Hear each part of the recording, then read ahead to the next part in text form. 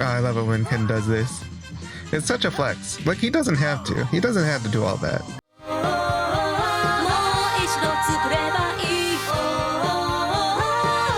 Action Smacchan. Hello fellow heroes, I'm Action Smacchan, the 2-in-1 hero made up of a virus from the 70s and a guy who likes to watch things.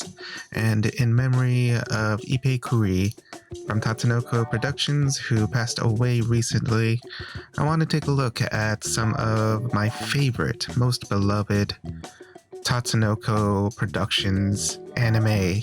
Let's get in it.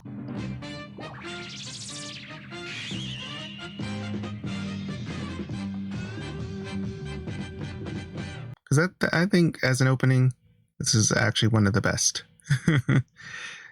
In general, it's a general statement. One of the best openings ever. The plan to assassinate Dr. Nambu. Oh, also, I'm watching the old ADV. Well, it's not that old. In terms of localizations, it is the latest localization, but it's from 2006 or so. But this is the ADV dub. And I actually think it's a pretty fantastic dub. Yep, I knew we were being followed. His lips knew they were being followed.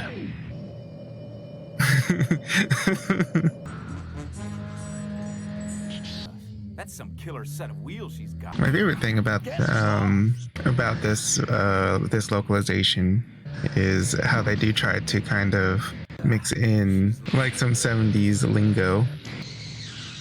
Ooh. Wow, Joe. That was good driving. Action car scenes like this one. I can't believe they've got the cojones to come after the doctor now, too. Do you plan on just waiting around until they finally give up? Because let's face it, that's not gonna happen. Know some? Old Joe's kind of testy here lately. Gosh, I'm having a hard time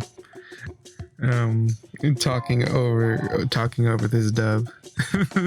Because again, it's one of my favorite dubs, like, ever, because it has like a loving campiness to it. It knows how to handle the serious stuff, but also like mix it in with some slight tongue-in-cheek kind of acknowledging some of the cheesiness without changing the script too much. Like, I feel like the only thing that they really like added in terms of like stuff that you probably would not see directly translated from the Japanese script is just the 70s lingo.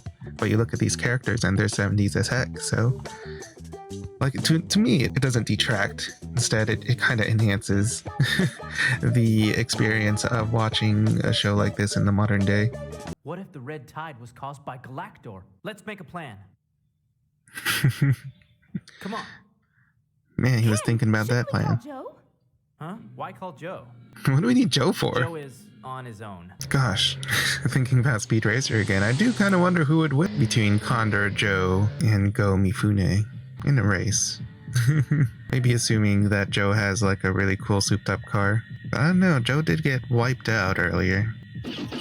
Ooh. Ooh. Oh.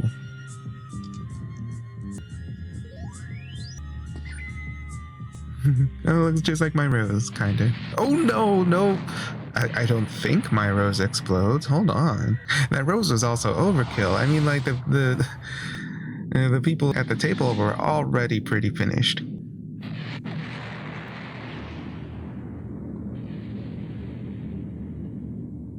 Man, Joe was never afraid of any explosion ever. Oh! It just occurred to me that in lieu of that backstory, it explained why Joe realized that the rose was also an explosive. So, maybe I can race you at the track sometime. That sounds good to me. Totally not noticing this suspicious looking lady. Sorry, ma'am. Oh! Man, that dame's a freak show. Who cares?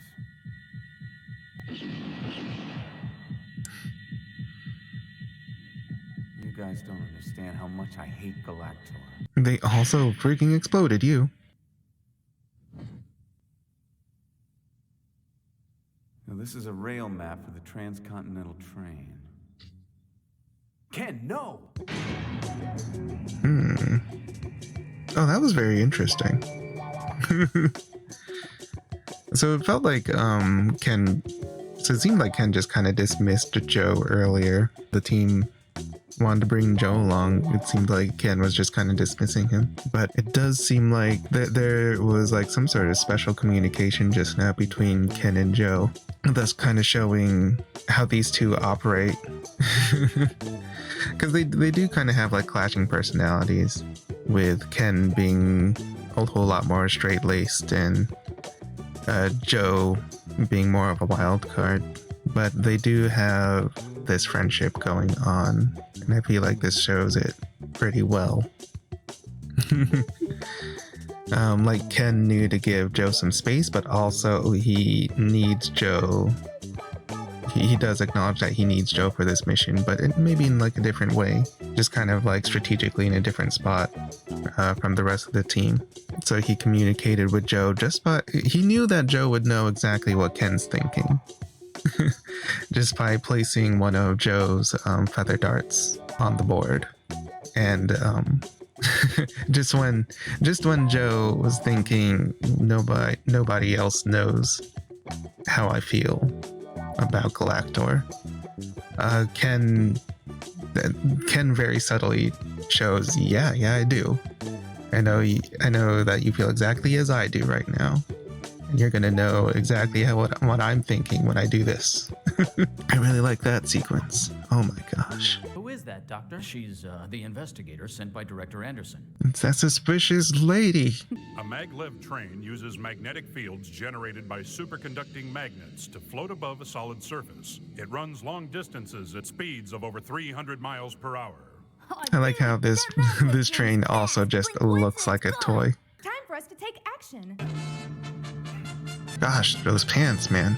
Like, side note, back when I was a kid, there was Dexter's Laboratory, and there was that one particular episode where there was Dexter going as an exchange student to Japan, and Japanese pop culture and anime references were just abound.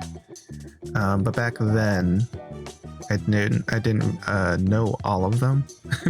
I just knew that kaiju and giant robots, which were like, the main focus of the action of that show were.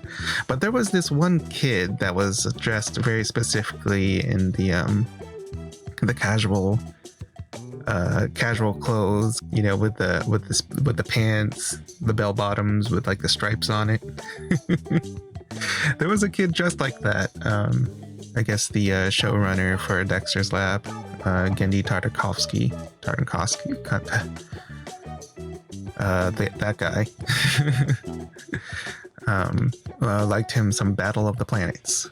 That was the U.S., the first U.S. localization, as far as I understand, of the Science Ninja Team Gatchaman.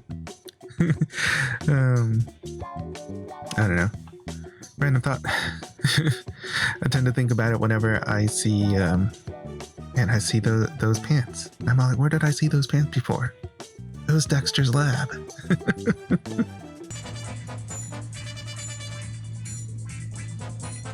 Huh? There they are. Oh shoot. Ken, are you alive? I actually have to see how he's not dead right now. Did they miss? How did they miss that shot? Look, I'm gonna let that happen. Oh, wow, that was a nice shot.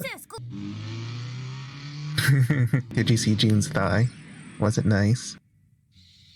Oh, Jinpei, I'm gonna need you to be a little bit more thorough, kid. Wow, she wasn't aiming for Ken. She was aiming at literally everything else, so she could kick him off. Galactor is taking Nambu into custody. Oh, and now I'm forced to ask the even bigger question of how Ken survived that one. This maglev train is running blind right now. What? I'm sorry for the inconvenience, Doctor.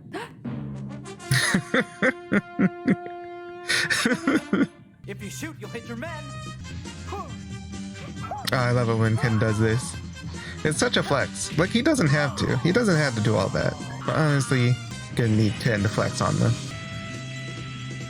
She handled them way better than Joe did today. Good job, June.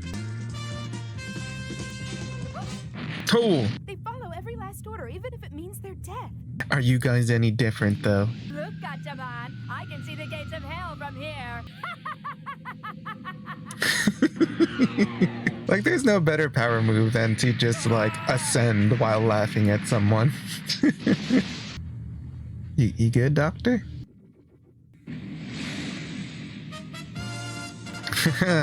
Oh, and we brought in Ryu, too. What about those blockheads that got away? Here it is. It's time for Joe to handle the blockheads.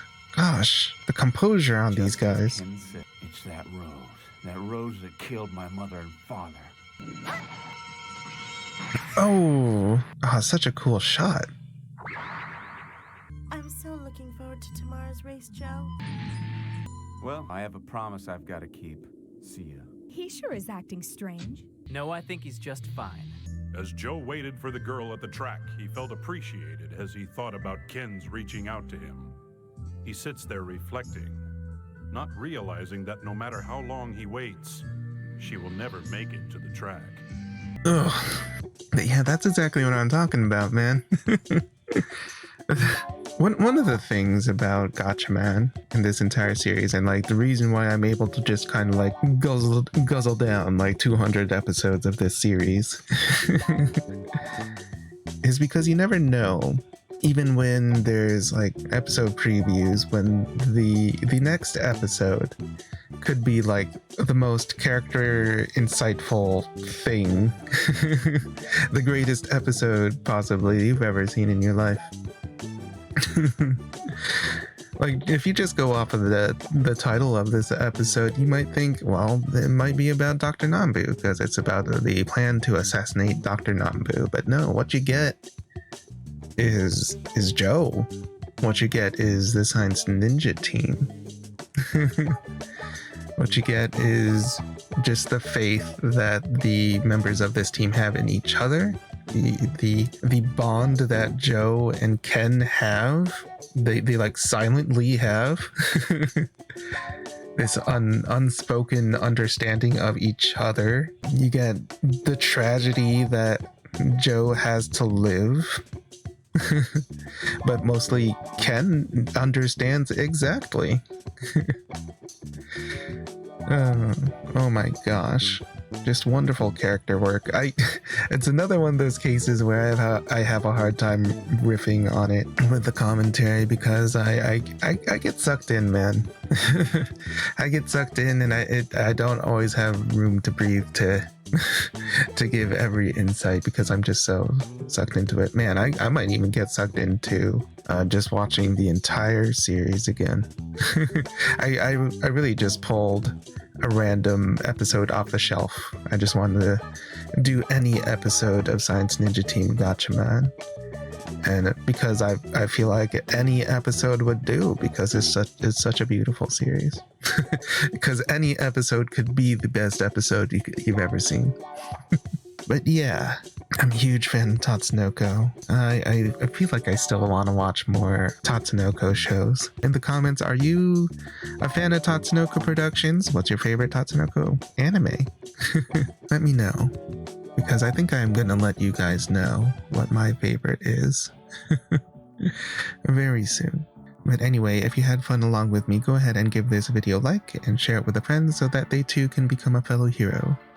Also, if you haven't noticed, I am streaming Tuesdays and Thursdays, 6 p.m. to 8 p.m. Eastern Time. I'm playing some games, chilling with the chat, and just generally having a pretty good time. I would love if you guys could join me. Also, if you haven't already, go ahead and Action Smack that subscribe button so that it's easier to keep up with all the videos and the streams and all the things that we're rolling out. And as always, thank you guys so much for being here. I'll see you in the next Smacchan Pact adventure.